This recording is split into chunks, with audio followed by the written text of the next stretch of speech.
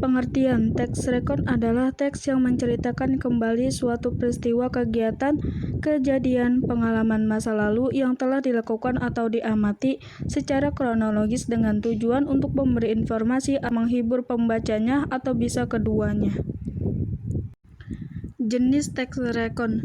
Teks rekon terdiri dari 3 jenis, yaitu rekon pribadi, rekon faktual atau informasional, dan rekon imajinatif. Berikut pengertian masing-masing jenis teks rekon.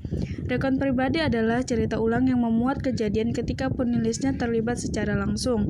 Yang kedua, rekon faktual atau informasional adalah cerita ulang yang memuat kejadian faktual seperti eksperimen ilmiah, laporan polisi, dan lain-lain. Yang ketiga, rekon imajinatif adalah cerita ulang yang memuat cerita imajinatif dengan lebih detail. Struktur teks rekon. Yang pertama, judul.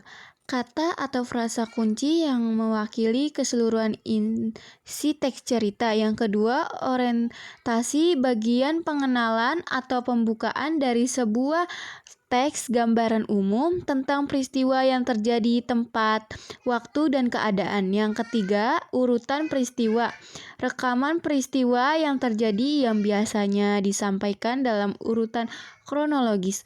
Yang keempat, reorientasi pembahasan ulang peristiwa dan biasanya disertai komentar pribadi penulisan tentang peristiwa atau kejadian yang diceritakan.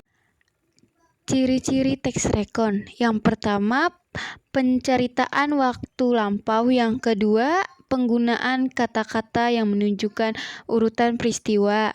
Yang ketiga, penggunaan kata partisipan.